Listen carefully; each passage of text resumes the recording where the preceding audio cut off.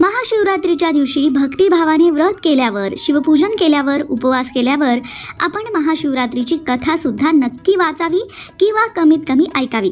तीच कथा आम्ही तुम्हाला सांगणार आहोत. पण चला तर मग सुरुवात करूया महाशिवरात्रीच्या व्रतकथेला. एक शिकारी होता. त्याने व्यापाऱ्याकडून कर्ज घेतलं होतं, परंतु ते त्याला ठरलेल्या मुदतीच्या आत काही फेडता आलं नाही. त्यामुळे त्या व्यापाऱ्याने त्या शिकाऱ्याला शिवमंदिरात खांबाला बांधून ठेवलं. दिवसभर शिवशिव असं म्हणत तो व्याध उपाशी पोटी त्या शिवमंदिरात उभा होता. तो दिवस महाशिवरात्रीचा होता. व्यापाऱ्याने त्याला संध्याकाळी सोडून दिलं. त्याचं संपूर्ण कुटुंब त्याच्यावर अवलंबून होतं. त्यामुळे कुटुंबाचं पोट भरण्यासाठी तो लगेचच शिकारीच्या शोधात रानात गेला. हिंडता हिंडता रात्री एका जलाशयाजवळ आला.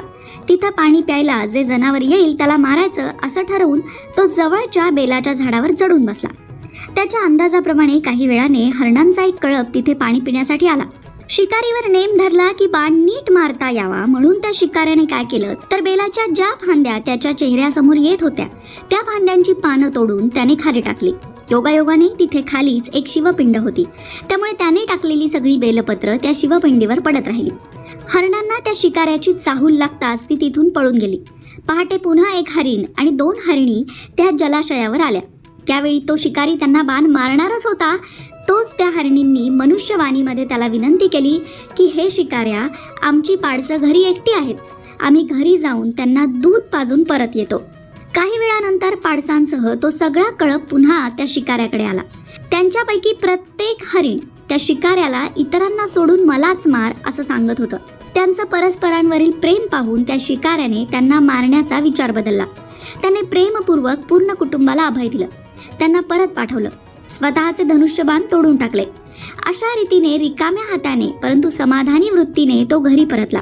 तो दिवस महाशिवरात्रीचा होता. त्या दिवशी त्याला उपवास घडला. त्याच्या हातून सत्कार्य घडलं. त्याला जागरणही झालं आणि त्याने महादेवांच्या पिंडीवर नकळत का होईना पण बिल्वपत्र सुद्धा वाहिली.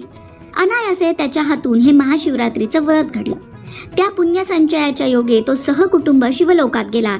त्याला उत्तम गती प्राप्त झाली. त्याला मोक्ष प्राप्त झाला. त्या शिकाऱ्याच्या हातून नकळत का होईना पण महाशिवरात्रीचं व्रत घडलं तरी सुद्धा त्याच्यावर शिवशंकरांची कृपा झाली. मग विचार करा की आपण जर भक्तिपूर्ण अंतःकरणाने जाणीवपूर्वक महाशिवरात्रीचं व्रत केलं तर आपल्यावर भोलेनाथांची कृपा का होणार नाही.